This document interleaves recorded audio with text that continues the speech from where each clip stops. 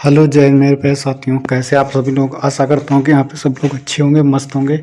तो साथियों, यहाँ पे आप सभी लोगों की बहुत ही बड़ी खुशखबरी आ चुकी है साथियों। उत्तर प्रदेश पुलिस भर्ती का यहाँ पे नोटिफिकेशन जारी हो चुका है। तो साथियों, आप लोगों को चलिए पूरी ऑफिशियली यहाँ पे जो भी न्यूज़ आई है साथियों, आप लोगों को यहाँ पे शेयर सारी जानकारी आप लोगों को इस वीडियो के माध्यम से यहाँ पे बताने वाला हूँ। तो चलिए साथियों, यहाँ पे ज़्यादा टाइम ना करते हुए आप लोगों को सीधे बात करते हैं उत्तर प्रदेश पुलिस भर्ती, जो कि 60,244 पदों में भर्ती होनी। तो उसका यहाँ पे ऑफिशियली यहाँ पे आज आप लोग देख सकते हैं, यहाँ पे 23 तारीख यानी कि 23 दिसंबर को यहाँ पे ये नोटिस जारी किया है और इसमें साथ में बताया गया है। देख सकते हैं, ये विज्ञापन एवं सूचनाएं बोर्ड की वेबसाइट पे अपलोड उपलब्ध रहेंगी। समय सारणी देखें। और इसके बाद साथियों, आप लोग को बता दें कि पुलिस में आरक्षी में नागरिक पुलिस के पदों पर सीधी भर्ती 2023।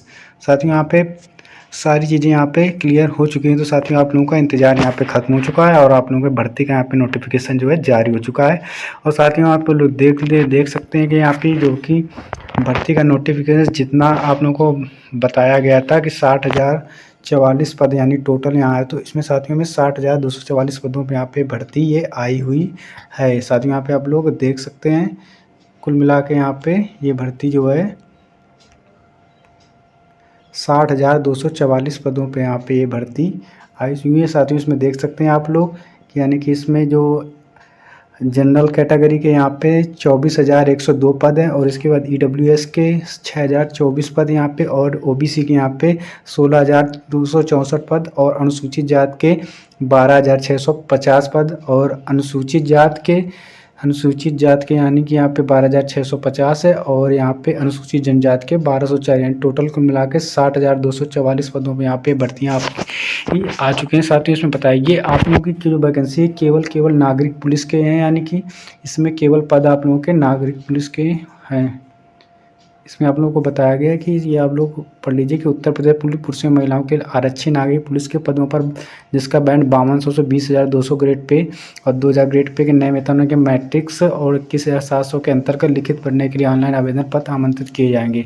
तो साथियों, यहाँ पे आप लोग पता है कि जैसा कि न्यूज़पेपर में बताया गया सेम वैसा यहाँ पे नोटिफिकेशन यहाँ पे जारी किया गया है। साथियों, आरक्षी नागरिक पुलिस के पदों पर इसमें बताया, आरक्षी नागरिक पुलिस के पद पर भर्ती हुई तो पुरुष एवं महिला अभ्यर्थी पात्र होंगे और परीक्षा के पूर्व किसी भी समय रिक्तियों की संख्या परिवर्तित की जा सकती है। भर्ती किसी भी समय के स्तर पर बिना कोई कारण बताए निरस्त भी की जा सकती है, यानी कि अभी कोई भी कंफर्म नहीं है। इसके बाद साथियों, अभी मेन चीज़ यहाँ पे देख लेते हैं, आपको जो बताया गया कि भर्ती की यहाँ पे डेट बताई गई कि साथियों की 27/12/2023 यानी 27 तारीख से आप लोगों को यहाँ पे फॉर्म भरना शुरू हो जाएंगे, जिसकी अंतिम तिथि रखी गई 16 जनवरी 2024 को।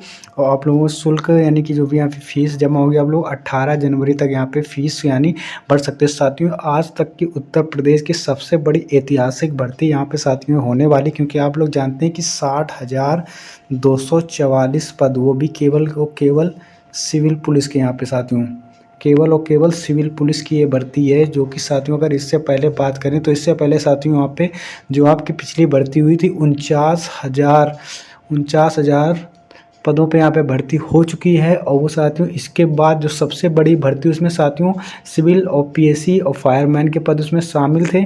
लेकिन साथियों, इसमें जो भर्ती होगी यानी कि इसमें केवल ये सिविल पुलिस के 60,244 पद, यानी साथियों 60,244 पद, जो कि अब तक की ऐतिहासिक भर्ती होगी, जो कि उत्तर प्रदेश पुलिस भर्ती में कभी भी इतनी बड़ी भर्ती नहीं हुई है। तो यहीं पे साथियों बात करें तो इसमें आप लोगों को 400 रुपये का यानी कि शुल्क यहाँ पे आप लोग लिया जाएगा, जो कि आपकी फ़ीस के लिए यहाँ पे। इसके बाद साथियों, यहाँ पे आप लोग देख सकते हैं इसकी अहर्ताएँ यानी क्या होंगी, योग्यताएं जो आपकी होंगी इसकी, यानी कि सबसे पहले तो आपको इंडियन होना चाहिए, तो ठीक है, बात का नागरिक, ये सारी चीज़ें यहाँ पे आप लोग को इस नोटिफिकेशन यहाँ पे दी गई हैं। इसके बाद साथियों देख सकते हैं, इसमें बताया गया है कि ऐसे अभ्यर्थी मामले का प्रमाण पत्र वैसे किंतु वह ना तो जारी किया और ना देने से इनकार किया, किसी परीक्षा में सम्मिलित नहीं किया जा सकता है और उसे स्थानांतरित रूप से नियुक्त भी किया जा सकता है, यानी कि सारी चीज़ के बाद मेन पॉइंट यहाँ पे देखते हैं शैक्षिक अर्हता यानी जो आपकी होगी भारत में विधि द्वारा स्थापित बोर्ड द्वारा 10वीं एवं 12वीं कक्षा में उत्तीर्ण या सरकारी द्वारा मान्यता प्राप्त उसके समकक्ष अर्हता होनी चाहिए, यानी कि आप लोग को किसी भी बोर्ड से यानी कि 10th और 12th यहाँ पे पास होना चाहिए। जैसा कि आप लोगों को पता है कि आप लोगों को उत्तर प्रदेश पुलिस कांस्टेबल भर्ती का फॉर्म भरने के लिए आपको कम से कम योग्यता आपकी 12वीं उत्तीर्ण होना चाहिए। इसके देखिए इसमें बताया गया है कि आवेदन करते समय अभ्यर्थी को अपेक्षित शैक्षिक अर्हता अवश्य धारित करनी चाहिए तथा उसकी अंक तालिका और ये सारी चीज़ें यहाँ पे सम्मिलित हुए अथवा सम्मिलित होने वाले अभ्यर्थी पात्र ना होंगे। यानी कि अगर एजुकेशन प्रमाण पत्र आप नहीं देते तो आप नहीं माने जाएंगे। इसके बाद साथ ही यहाँ पे देख सकते हैं कि जो भी चीज़ बताया गया यहाँ पे, अगर इसके साथ ही आप लोगों को डोएक यानी NILT सोसाइटी से कंप्यूटर स्तर का प्रमाण पत्र प्राप्त किया है, ऐसे अभ्यर्थियों को अधिमान दिया जाएगा। अगर आप लोगों के पास ये योग्यताएं, अगर आप 12वीं के बाद भी अगर आपके पास ये योग्यताएं रखते हैं तो साथ ही इसमें आप लोगों को स्पेशल यानी सबसे पहले आप लोगों को यहाँ पे लिया जाएगा। इसमें बताया गया कि अन्य बातों के सामान पर ऐसे अभ्यर्थियों का अधिमान यानी प्रेफरेंस दिया जाएगा अगर साथ में आप योग्यताएं आप रखते हैं। डोएक या NILT सोसाइटी से O लेवल स्तर का आपका कंप्यूटर प्रमाण पत्र या प्रादेशिक सेना में न्यूनतम 2 वर्ष की अवधि तक की सेवा हो या राष्ट्रीय कैडेट कोर द्वारा B प्रमाण पत्र आपने NCC किया हुआ है तो आप लोगों को सबसे पहले इसमें प्रेफरेंस दी जाएगी। साथ में इसके बाद आप लोग यहाँ पे आगे देख सकते हैं कि इस भर्ती के लिए जो आयु की जो यहाँ पे गणना आयु की बात करी गई है। साथ ही यहाँ पे देख सकते हैं कि भर्ती के लिए आवश्यक है कि पुरुष के लिए यानी कि 1/7/2023 को 18 वर्ष की आयु प्राप्त कर ली हो और 22 वर्ष की आयु प्राप्त न की हो, अर्थात अभ्यर्थी का जन्म 2 जुलाई 2001 से पूर्व तथा 1 जुलाई 2005 के बाद का नहीं होना चाहिए। यानी कि जो पुरुष कैंडिडेट है यानी कि उनके लिए यानी कि एज जो है यहाँ पे 18 से केवल और केवल 22 साल तक ही यहाँ पे रखी गई है। जो आयु की अगर बात करें पुरुष के लिए तो यानी कि पुरुष के लिए यहाँ पे जो एज है वो 18 से केवल और केवल 22 साल यहाँ पे बताया गया। और ये भी बताया गया कंडीशन कि आप लोगों का जो जन्म है 2 जुलाई 2001 से पहले का नहीं होना चाहिए और यानी कि 1 जुलाई 2005 के बाद का यहाँ पे नहीं होना चाहिए। इसके बाद साथियों अगर यहीं पे बात करें महिला अभ्यर्थियों की तो महिला अभ्यर्थियों के लिए यहाँ पे बताया गया है कि अगर कोई भी महिला अभ्यर्थी का जन्म 1 जुलाई 2023 को 18 वर्ष की आयु प्राप्त कर ली हो और 25 वर्ष की आयु प्राप्त ना की हो, अर्थात अभ्यर्थी का जन्म 2 जुलाई 1998 से पूर्व तथा 1 जुलाई 2005 के बाद का नहीं होना चाहिए। जो यानी अगर वहीं पे महिला अभ्यर्थी की बात करें तो महिला अभ्यर्थी के यहाँ की जो एज है जनरल 18 से 25 वर्ष तक यहाँ पे इनको एज। और इसके बाद साथ में यहाँ पे देख सकते परंतु अन्य पिछड़ा वर्ग अनुसूचित जात और जनजाति ऐसी श्रेणियों के अंतर्गत उत्तर प्रदेश के मूल निवासी अधिकतम आयु सीमा में छूट यथार्थ प्रवर्त शासनादेश यानी कि जो भी SC OBC कैंडिडेट उनके EWS उनके यहाँ पे जो छूट का प्रावधान है वो साथ में यहाँ पे आप लोगों को दिया गया है। इसके साथ यहाँ पे साथियों अगर आप जनरल OBC और SC से हैं तो यहाँ पे छूट यानी बताएगी आप लोग कितनी कितनी यहाँ पे छूट मिले। साथियों यहाँ पे वो सारी चीज़ें आप लोगों को दिखा देते हैं अभी इस नोटिफिकेशन में। तो साथियों यहाँ पे आप लोग देख लीजिए कि जो कि अगर हम बात करते हैं अनुसूचित जात की तो साथियों यहाँ पे देखो बताया गया है कि अनुसूचित जात के लिए अगर अधिकतम सीमा में आयु में आप लोगों को यहाँ पे जो छूट मिलने वाला वो केवल 5 वर्ष तक का यहाँ पे छूट मिलेगा। अगर यहीं पे पुरुष की बात करें तो पुरुष के लिए जो भी SC कैंडिडेट होंगे यानी 18 से 22 साल और प्लस यहीं पे अगर 5 साल ऐड कर दिए जाएँ तो यानी कि 27 साल, यानी कि जो भी कैंडिडेट पुरुष कैंडिडेट जो 27 साल तक हो चुके हैं वो लोग इस फॉर्म को यहाँ पे अप्लाई कर सकते हैं। इसके बाद साथियों अगर महिला कैंडिडेट की यहाँ पे बात करें तो महिलाओं के लिए साथियों 18 से 25 और प्लस अगर 5 इसमें और जोड़ देते हैं तो साथियों यहाँ पे 30 वर्ष यानी एज निकल कर आती है। यानी कि कोई भी अगर महिला अभ्यर्थी 30 वर्ष तक भी है तो यहाँ पे इस फॉर्म को अप्लाई कर सकती है। अगर ये बात करें तो महिलाओं के लिए है। इसके बाद साथियों यहाँ पे देख लेते हैं और भी कैटेगरी के लिए यहाँ पे जो बताया गया है कि अगर कोई भी अनुसूचित जनजाति से बिलोंग करता है तो साथियों यहाँ पे उसको भी इसी तरीके से यहाँ पे अनुसूचित जात के लिए 5 वर्ष की यहाँ पे छूट दी जाएगी। उसका इसके साथ में उसका डॉक्यूमेंट जात प्रमाण पत्र प्रारूप उसमें चाहिए होगा। जो भी जिला अधिकारी अतिरिक्त या उप जिला अधिकारी तहसीलदार समाज कल्याण द्वारा प्रमाणित होना चाहिए। इसके बाद साथियों अन्य पिछड़ा वर्ग यानी कि OBC की अगर बात करें तो साथियों OBC कैंडिडेट के लिए यहाँ पे जो है उसमें 5 वर्ष की यहाँ पे छूट का प्रावधान बताया गया। इसके बाद आर्थिक रूप से कमजोर यानी कि जो EWS हैं EWS वालों के लिए यहाँ पे EWS प्रमाण पत्र यानी जो बताया गया यहाँ पे प्रारूप नंबर 4 के अकॉर्डिंग यहाँ पे अभी यहाँ पे इसके छूट का कोई प्रावधान नहीं बताया गया है साथियों। और साथियों जल्दी इसमें कुछ ना कुछ निर्णय या होगा या फिर अगर नहीं होता तो यहाँ पे बताया जाएगा आप लोगों को। वैसे इसमें मतलब यही है कि यहाँ पे कोई छूट का प्रावधान नहीं है आर्थिक रूप से कमज़ोर लोगों के लिए। इसके बाद साथियों आयु में अधिकतम सीमा जो भी स्वतंत्रता संग्राम सेनानी है यानी कि आश्रित हैं, उनमें यहाँ पे एक अधिकतम सीमा कोई छूट नहीं है।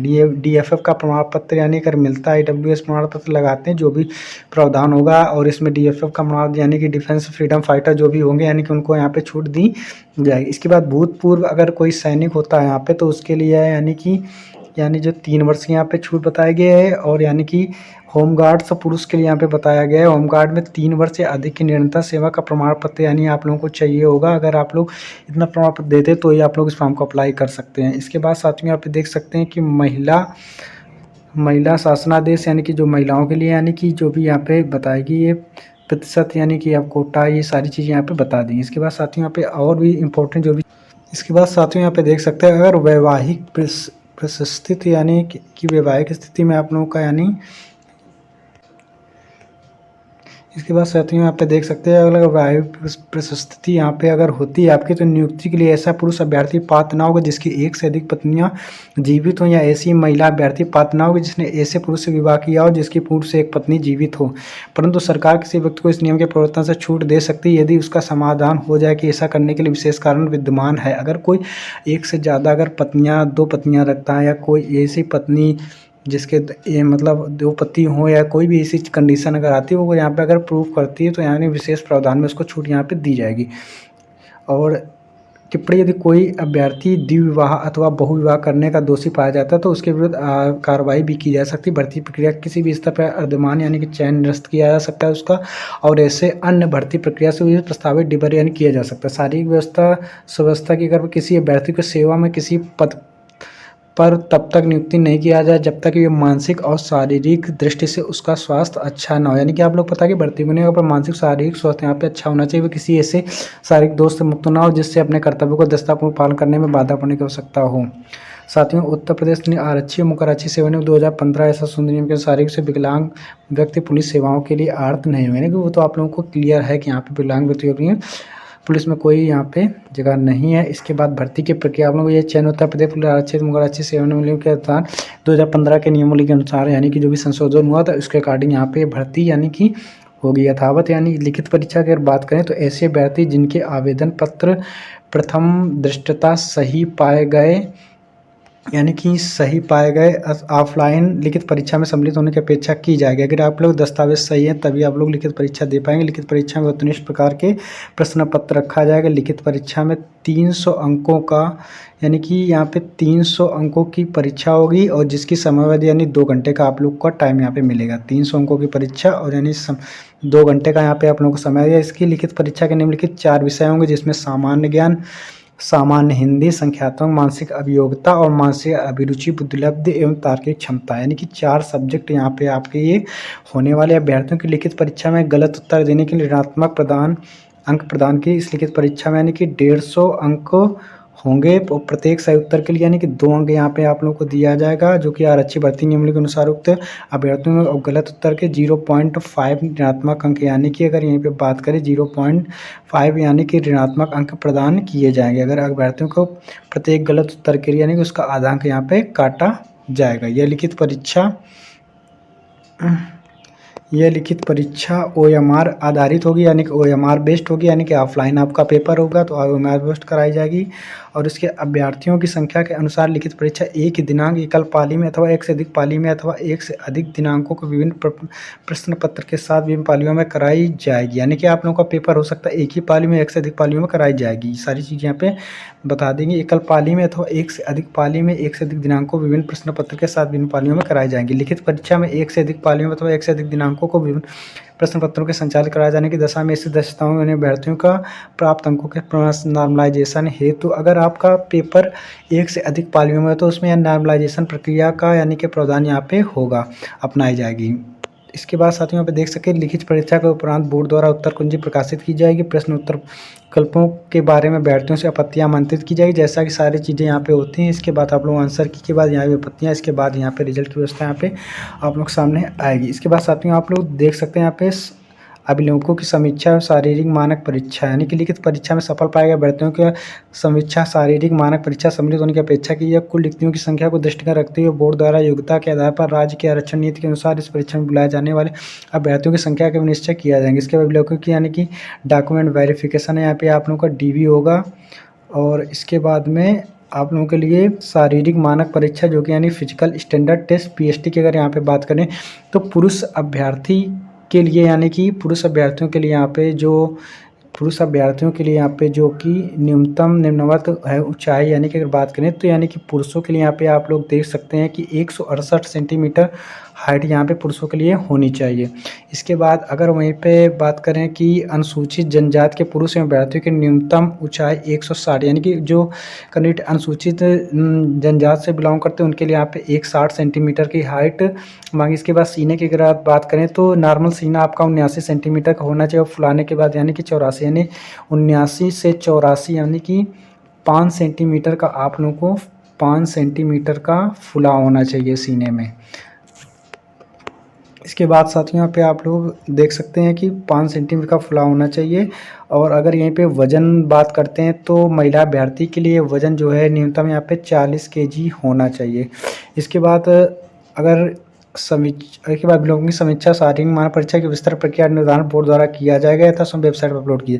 यदि कोई अभ्यर्थी अपने शारीरिक मानक परीक्षण से असंतुष्ट है तो वह परीक्षण के ठीक पश्चात उसी दिन आपत्ति दाखिल कर सकता है या सकती है। ऐसे समस्त आपत्तियों के संशोधन के लिए बोर्ड प्रत्येक स्थान पर एक अपर पुलिस अधीक्षक को नोडल अधिकारी नाम निर्दिष्ट करेगा। और यानी कि आप लोगों को अगर कोई भी संतुष्ट होते हैं तो आप लोग यहाँ पे आपत्ति दर्ज कर सकते हैं। शारीरिक दक्षता परीक्षा यानी कि फिजिकल एफिशिएंसी टेस्ट की अगर यहीं पे बात करते हैं। इसके बाद साथियों यहाँ पे आप लोग बता दें कि जो कि महिला अभ्यर्थी है, महिला अभ्यर्थियों के लिए यहाँ पे जो न्यूनतम शारीरिक मानक परीक्षण होगा उसमें साथ में बता दें कि सामान्य अन्य पिछड़ा वर्ग तथा अनुसूचित जाति की महिला अभ्यर्थियों के लिए यानी न्यूनतम जो हाइट है 152 सेंटीमीटर आप लोगों की होनी चाहिए।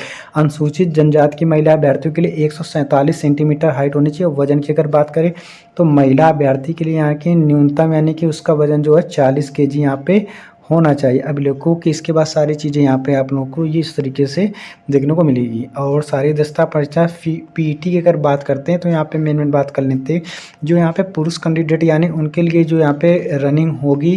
तो साथ ही यहाँ पे बता दूँ आप लोग की 4.8 किलोमीटर की रनिंग होगी और इसमें 25 मिनट में, और महिला अभ्यर्थियों के यानी 2.4 किलोमीटर की दौड़ होगी यानी कि वो भी 14 मिनट में यहाँ पे आप लोगों की दौड़ पूरी होगी। तो साथियों आप लोग ये लाइन पूरी पढ़ लीजिएगा। इसमें बताया गया 14 मिनट में दौड़ होगी यानी जो महिला अभ्यर्थी उनके लिए 2.4 किलोमीटर की दौड़ और जो पुरुष अभ्यर्थी यानी 4.8 किलोमीटर की रनिंग होगी और 25 मिनट में और यहाँ पे 14 मिनट में।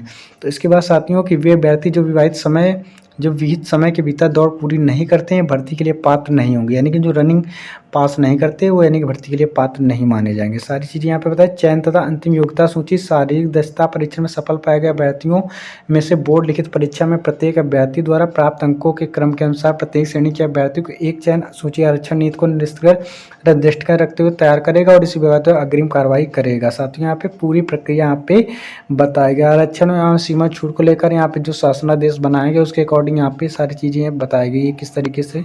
यहाँ तो साथियों आप लोग इस नोटिफिकेशन को बहुत ही अच्छे से पढ़ लीजिए क्योंकि यहाँ पे बहुत ही बड़ा नोटिफिकेशन है। साथियों यहाँ पे इसको पूरा नहीं पढ़ा जा सकता है क्योंकि अगर पूरा पढ़ने के लिए यहाँ पे बहुत लंबा वीडियो यहाँ पे जाने वाला। तो साथियों यहाँ पे आप लोग देख सकते हैं कि सारी चीज़ें यहाँ पे प्रक्रियाएं सारी बता दी गई। आप लोग इस नोटिफिकेशन को आराम से पढ़िए। आप लोगों को ये नोटिफिकेशन वीडियो के डिस्क्रिप्शन बॉक्स में यहाँ पे आप लोगों को दे दिया जाएगा। जो भी साथी यहाँ पे देख रहे हैं इस वीडियो को, यहाँ पे अपना जो भी समस्या अगर आपको कोई होती है तो आप लोगों को इस कमेंट में अपना सुझाव यहाँ पे जो भी देना हो यहाँ पे दे सकते हैं। आप लोगों को इसका वीडियो को डिस्क्रिप्शन बॉक्स में आप लोगों के नोटिफिकेशन यहाँ पे मिल जाएगा। तो साथियों अगर आप लोगों को जानकारी अच्छी लगी, हेल्पफुल लगी तो वीडियो को प्लीज़ लाइक शेयर करना बिल्कुल ना भूलिए। जय हिंद।